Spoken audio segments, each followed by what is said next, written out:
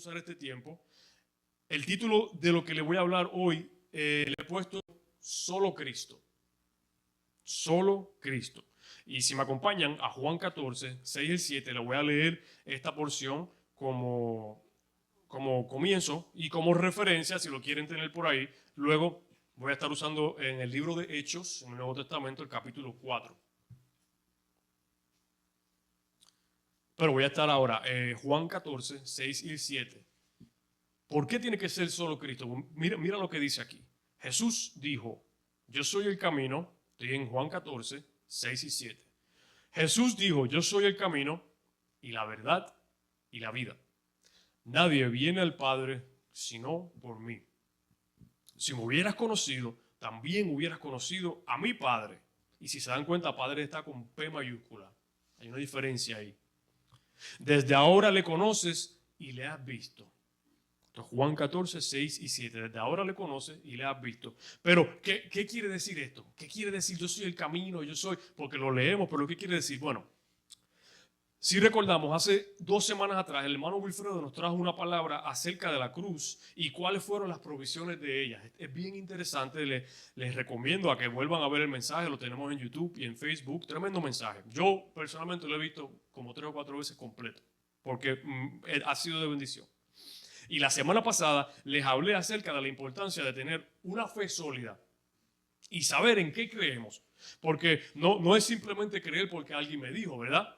Pero es creer con convicción. Creer, pues, no solo en la superficie, pero creer de verdad. ¿Por qué? Porque si de repente viene un viento y nos mueve y no estamos sólidos en lo que creemos, vamos a caer. Sea para un lado o sea para otro, ¿verdad? Por eso es que es tan importante esa fe sólida. Pero todo esto que hacemos, todo, tiene que ver con la persona de Cristo, tiene que ver con Cristo, es ir alrededor de Cristo. Y esto es lo que le quiero hablar hoy. ¿Por qué? Se lo voy a estar explicando, pero sucede que si de repente nuestra relación con la iglesia o con la congregación tiene que ver con cuánta gente tenemos, o tiene que ver con cuán lindo canta el worship, o tiene que ver con, wow, si me dan comida todo el domingo, es como si no tuviéramos una fe sólida, porque cuando venga ese viento, nos vamos a mover porque no tenemos la fe basada en lo que realmente hace la diferencia. Puede ser que alguna de esas cosas tengan algún tipo de éxito en el mundo, ¿verdad? Si somos muy reconocidos, si nos conocen, diferentes cosas, pero si no está basado en lo que es realmente, lo que trae la diferencia, en el reino no tiene éxito. ¿Ok? Y la palabra clave es en el reino. El reino es lo importante. Mateo 16, 26, en la versión de la Biblia habla hoy, o Dios habla hoy, dice, ¿de qué le sirve al hombre ganar el mundo entero si pierde su vida? ¿O cuánto podrá pagar el hombre por su vida? Voy a leerlo otra vez. Mateo 16, 26. ¿De qué le sirve al hombre ganar el mundo entero si él pierde su vida? ¿O cuánto podrá pagar el hombre por su vida? ¿Qué quiere decir esto? ¿De qué le sirve al hombre tener todo, de todo cuanta cosa, si no tiene a Cristo? Por eso mucha gente en su edad adulta, mucha gente famosa y esto, encuentran el camino y dicen, wow, esto es lo que yo andaba buscando, siempre lo que andaba buscando, porque cuando lo reconocen y lo reciben, entonces ahí sucede como que esto era. No lo entiendo, no me hace mucho sentido, pero esto era. Quiero que me acompañen, si pueden, a Hechos, el libro de Hechos, capítulo 4. Voy a estar leyendo del 1 al 13. Hechos. Y si recuerdan, el miércoles hablamos de los autores de la Biblia, de los libros de la Biblia. ¿Recuerdan quién escribió Hechos? Se cree que fue Pablo, pero no están seguros, no se sabe. Ahí tenemos un estudiante ahí que está estudiando. Hechos 4, 1 al 13. Mientras... Hechos 4, 1 al 13. Mientras ellos estaban hablando al pueblo, llegaron los sacerdotes, el capitán de la guardia del templo y los saduceos, resentidos de que enseñaran al pueblo y anunciaran en Jesús la resurrección de entre los muertos. Versículo 3. Le echaron mano y los pusieron en la cárcel hasta el día siguiente porque ya era tarde. Pero muchos de los que habían oído la palabra creyeron y el número de los hombres llegó a ser 5,000. Si fueron 5,000 hombres y había mujeres y niños, podemos decir que a lo mejor habían 10,000 personas, ¿verdad? Versículo 5. Al día siguiente aconteció que se reunieron en Jerusalén los gobernantes de ellos, los ancianos y los escribas. Y estaba el sumo sacerdote Anás, Caifás, Juan, Alejandro y todos los del linaje del sumo sacerdote. Versículo 7. Y poniéndolos en medio, les interrogaron: ¿con qué poder o en qué nombre han hecho ustedes esto? Recuerda, los sumos sacerdotes, la gente que más tenía conocimiento, los que más sabían. Versículo 8. Entonces Pedro, lleno del Espíritu Santo, les dijo, y lleno del Espíritu Santo lo tengo marcado, porque eso hace la diferencia. Entonces Pedro, lleno del Espíritu Santo, les dijo: gobernantes del pueblo y ancianos. 9.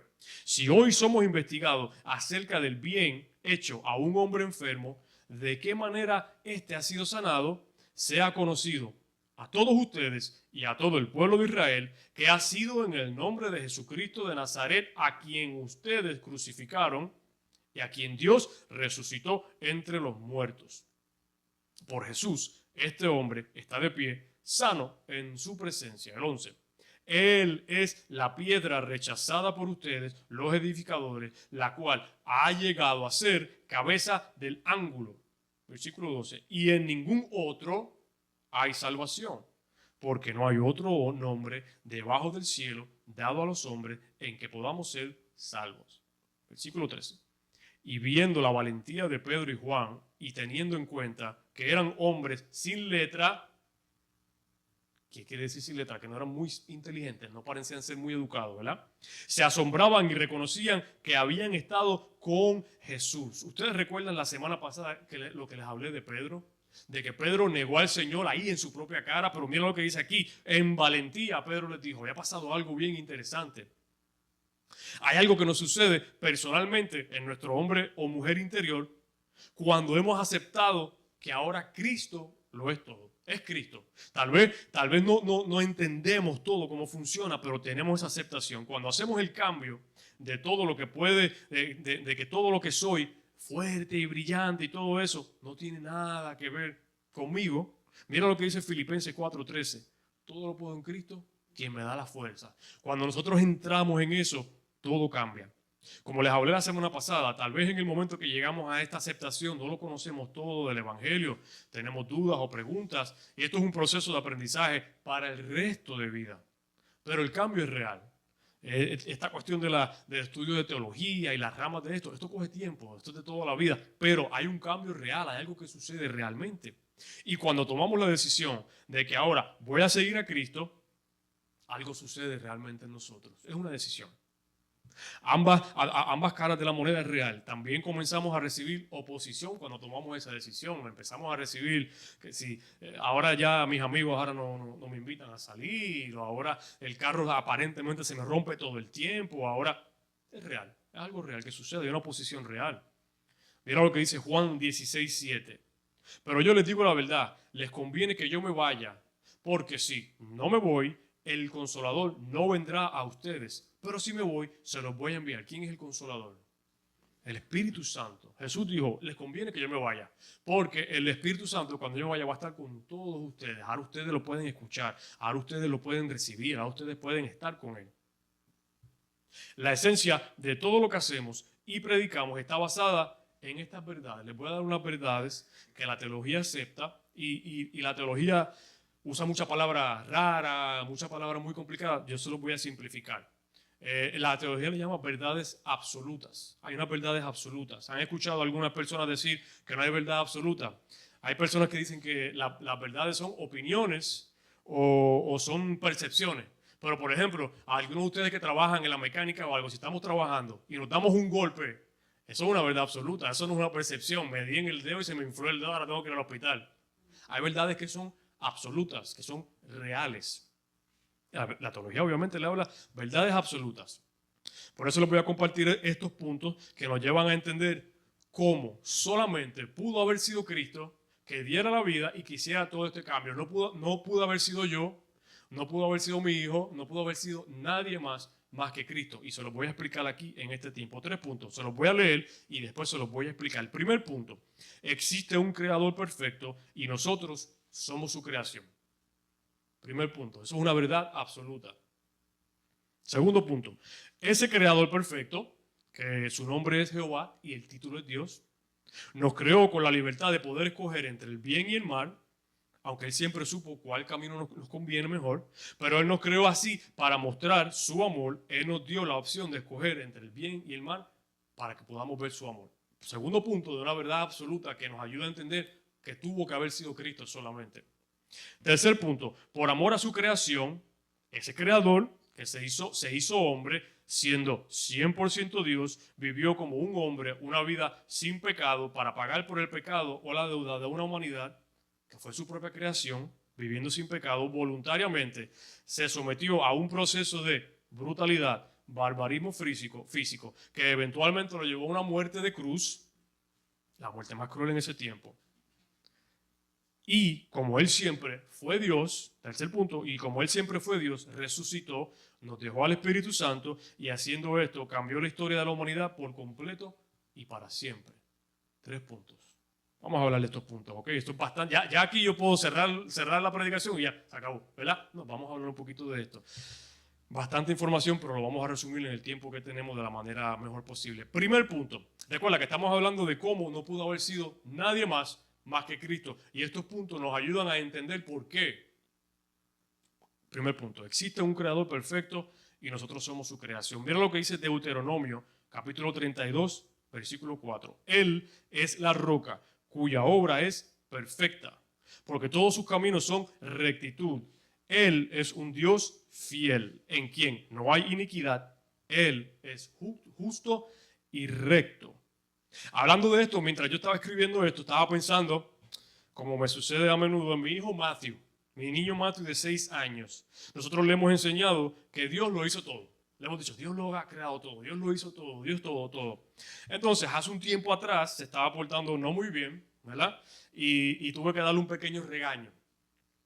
Había un pequeño, nosotros le decimos revolú, desorden en la sala. Su mamá, mi esposa, había recogido y yo le dije, Matthew, recoge la ropa que dejaste porque, ¿sabes? Y me dice, se quedó pensando y me dice, hay que recogerla porque Dios la creó, la ropa. Y, ajá, sí, Dios creó la ropa, pero hay que recogerla porque tu mamá limpió y no se podemos hacer revolú. Pero si miramos a nuestro alrededor y mantenemos esta mentalidad de niño, tal vez nos podemos sorprender o nos podemos dejar sorprender por lo que Dios nos quiere decir. Y Dios nos está diciendo, lo creé todo. La ropa que Matthew dice, también la creó. Creó todo. Esa mentalidad de niño nos ayuda a estar abiertos porque nosotros de adultos nos sucede que nos creemos que lo sabemos todo. Y cuando tratamos de analizar punto por punto, ese análisis no nos puede ver, no nos puede dejar a llevar a entender de que Dios es el creador de todo, porque hay mucha analogía, hay mucha cosa interna, mucha tecnología.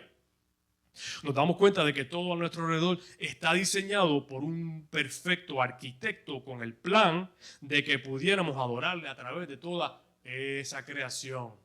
Bien interesante, recuerda, este es el primer punto de que hay un creador perfecto. Mira lo que dice el Salmo 103, 22. Dice, bendigan al Señor, ustedes, toda su obra, en todos los lugares de su señorío. Bendice, alma mía, al Señor. Esto fue escrito hace miles de años y nos está hablando de lo mismo que yo le estoy hablando hoy. El salmista se dio cuenta de que la creación debe bendecir al Creador, de que hay un Creador perfecto. Como ejemplo básico, los nutrientes de las plantas, los animales, los vegetales, la sombra que nos dio un árbol que nos protege del tremendo sol, esa creación. ¿Quién creó eso? Tuvo que haber un creador perfecto. Y si yo me pongo a tratar de analizarlo todo y mi análisis me lleva al opuesto, entonces hay mucha influencia del mundo que no me está dejando ver la realidad. Claro, la creación a través del tiempo ha sido adulterada. Y nuestro propio pecado lastimó la tierra. Como dice Romanos 8:22, pues sabemos que hasta el día de hoy toda la creación gime de angustia como si tuviéramos dolores de parto. Nosotros, la creación, hemos dañado la creación también, lo que ha sido la demás creación. Nuestras actitudes, nuestras acciones hoy día tienen consecuencias evidentes en la tierra, en la creación, y lo podemos ver, lo hemos visto. Pero miren qué interesante esto, mientras les sigo hablando del primer punto, que es ¿cuál? ¿Hay un creador perfecto? La ciencia ha desarrollado variedades de frutas y vegetales en donde se ven nuevos productos. Estaba haciendo un research, estaba buscando. Pero estos productos no son creaciones nuevas, son variedades. No hay una fruta nueva que el hombre ha creado. No hay un animal nuevo que el hombre ha creado. Han creado mezclas, han creado cosas que se ven diferentes, han creado melones que no tienen semilla, naranjas que no tienen semilla. Ahí estaba viendo una lechuga que puede estar o frisado o muy caliente, pero ella tiene vida todavía. Han creado diferentes variedades, pero no han creado nada nuevo. Han tratado de crear algo diferente a lo que el Padre, pero no hemos podido. El agua, los árboles, ¿qué otro líquido el ser humano ha creado que nutra tanto al hombre como el agua? Nada, todo está basado en el agua, ¿verdad? No han creado nada. Los árboles, los animales, el aire, los seres humanos, todo esto, aunque el hombre ha tratado de mejorarlo, cambiarlo, modificarlo, es una creación original de Dios. Es de Dios. ¿Quién puede debatir eso? Hebreos 11:6 dice que sin fe es imposible agradar a Dios. Ok, hay un aspecto de fe aquí. Pero es que hay un aspecto de fe en todo realmente, si lo pensamos, ¿verdad? Todo esto que estamos viendo, que estamos pasando, todo esto que les presento requiere fe. Pero si somos honestos, todo requiere fe. Vamos a ver, cuando nosotros fuimos a hacer esa entrevista de trabajo y el jefe te contrató, ¿él te pagó el primer año de salario? No, tú tuviste fe de que ibas a trabajar y después de 2 semanas te iban a dar tu primer pago. Entonces fue por fe. Todo requiere fe.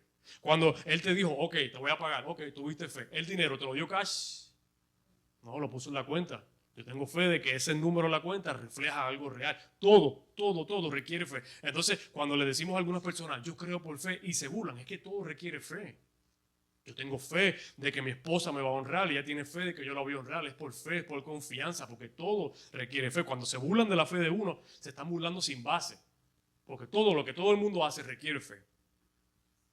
Yo te podría tal vez preguntar un caso acerca del creador perfecto, mucho más fuerte, y tal vez te puedo traer muchas cosas teológicas, muchos análisis, muchas palabras, pero si no hay fe, si no hay una confianza, nos vamos a quedar igual. Entonces hay un aspecto de fe. Mira lo que dice Santiago 1:5. Dice que si necesitamos sabiduría, se la pidamos a Dios, quien da sin reproche. Súper interesante. Voy a entrar al segundo punto porque el tiempo me está avanzando. El primer punto, creador perfecto y somos su creador. Y acuérdate que esto nos ayuda a entender que solamente pudo haber sido Cristo. Segundo punto, tenemos la libertad de escoger. Nosotros, su creación. Génesis 2:16-17 dice, pero el Señor Dios le advirtió, puedes comer libremente es opcional, ¿verdad? Puedes comer libremente del fruto de cualquier árbol del huerto, cualquiera. 17, excepto del árbol del conocimiento del bien y el mal. Si comes de su fruto, sin duda morirás. No le dijo que va a morir al momento, morirás, ¿verdad? ¿Quién quisiera tener un hijo robot? O una madre robot.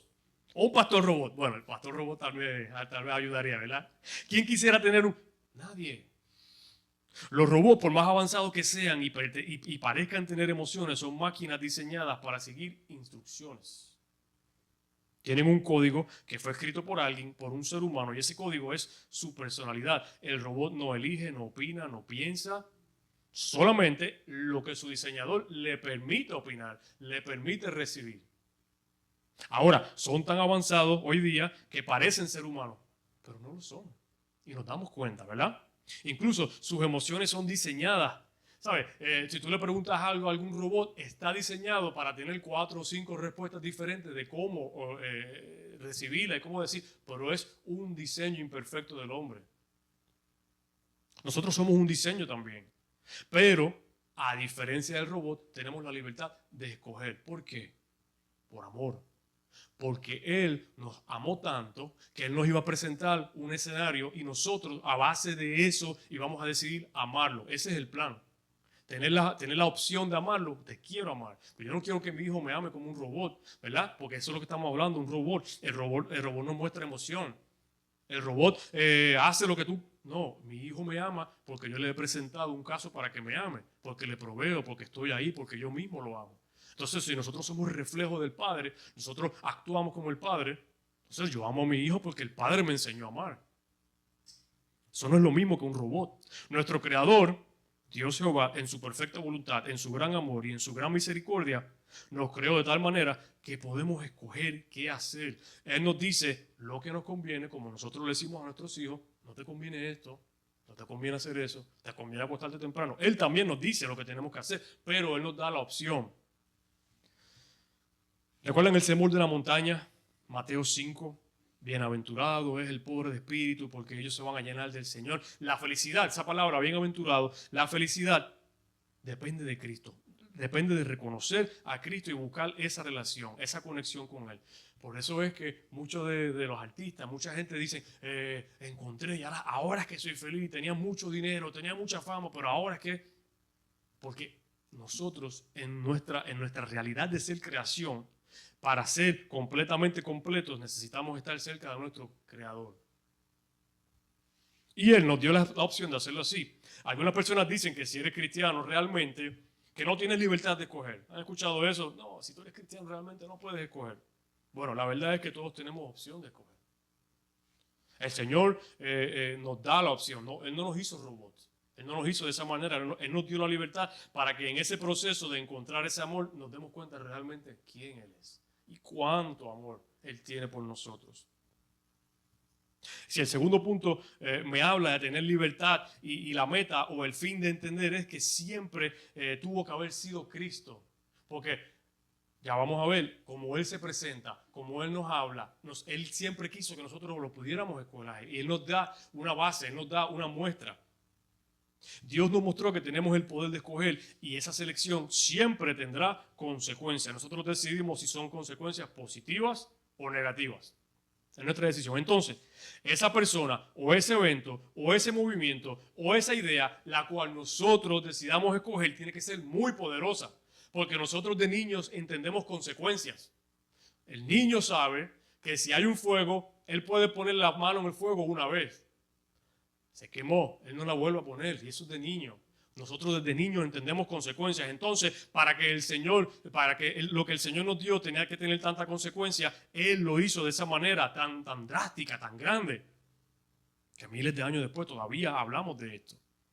La página opensecret.org, secreto abierto, opensecret.org, anuncia que esta campaña política del 2024, entre todos sus candidatos, entre todos los que han estado ahí, se han recolectado hasta hoy 1.1 millones de dólares. ¿Qué se ve? ¿Hoy? 1.1 millones de dólares, o sea, 1.000 millones de dólares en lo que va de campaña. Y estiman que todavía van a recolectar aproximadamente otros 2.000 millones de dólares de aquí a noviembre para terminar la campaña. Pero, ¿por qué si un candidato tiene una buena agenda y tiene buenas ideas y quiere ayudar al pueblo y no quiere robar y no quiere mentir y quiere hacer el bien, ¿por qué necesita tanto dinero? Porque nosotros necesitamos pruebas, nosotros necesitamos sustancia, nosotros necesitamos que nos digan. Porque no es solamente tener una buena idea, no es solamente tener un buen plan, no, hay que poder proyectar eso, hay que poder anunciar eso. ¿Y cómo lo hizo Cristo? Bueno, en la cruz, ¿verdad? Él es el esposo de la maestra que está ahí. Él va y viene, él trae sillas y cosas y él es el pastor, un pastor asociado acá. Sí, hay que estar pendiente, sí. Sí. Y si lo ven ahora, a lo mejor ven a la señora que es la maestra de la escuelita. La Sister Annette, sí. El único candidato que realmente podía cumplir con todos los requisitos para pagar por un gran y grave pecado era Dios. Cristo. Entonces, imagínese que él tuviera todo el dinero del mundo. Todavía, mira, con 2.000 millones de dólares, todavía hay gente que no cree el mensaje que tú envías. Imagínate qué importancia. No, tuvo que haber sido algo drástico, tuvo que haber sido algo que tuviera testigos, tuvo que haber sido algo que trascendiera el tiempo. Recuerda, te estoy diciendo, solamente pudo haber sido Cristo quien hiciera todo esto. El único candidato. Vamos a hablar un miércoles de esto acerca de la Trinidad. Pero tuvo que haber sido solamente el Padre, Hijo y Espíritu Santo. Tuvo que haber sido. Ok, vamos al tercer punto. Por amor a su creación, tercer punto, por amor a su creación, se hizo hombre y entregó su vida como el último sacrificio de sangre. ¿Por qué último? Ahora les digo. Levíticos 17:11 dice: porque la vida de la carne en la sangre está la vida de la carne, o sea, la sangre le da vida a la carne, ¿no?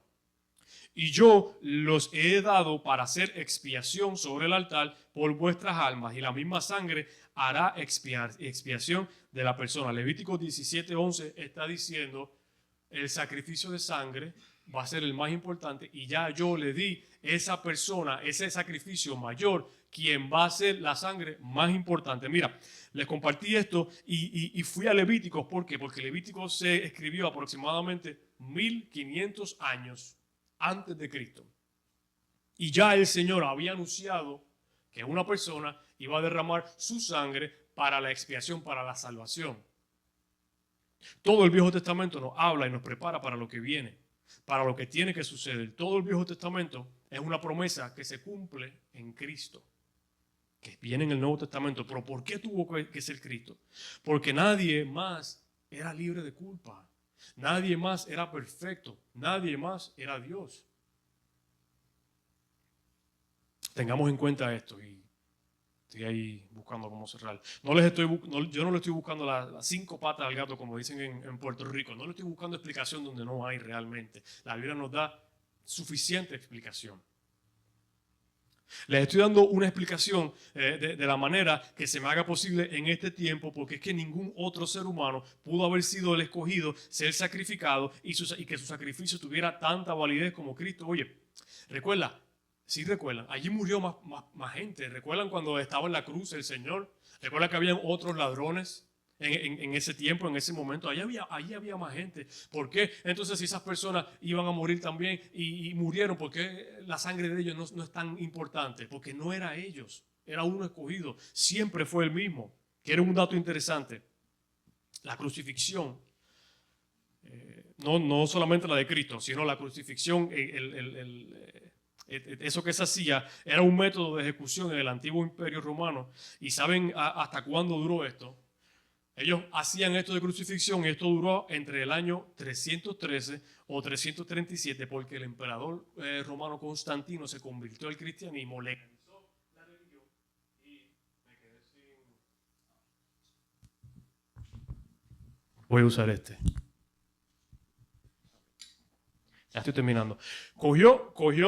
Cuando él se convirtió al cristianismo, lo que sucedió fue que ahora el cristianismo era ilegal. Ahora tú no puedes crucificar a la gente, pero tuvo que pasar 300 y pico años después de Cristo. Y ese es el dato interesante.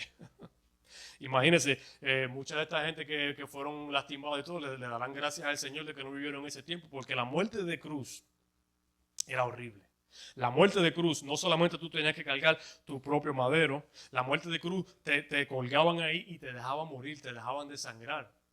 7 horas, 3 horas, varios días, colgando ahí. Entonces, no solamente eso, mientras hacía la búsqueda de esto, y en los evangelios muchas veces no lo dice, pero mientras tú ibas caminando, la gente te golpeaba.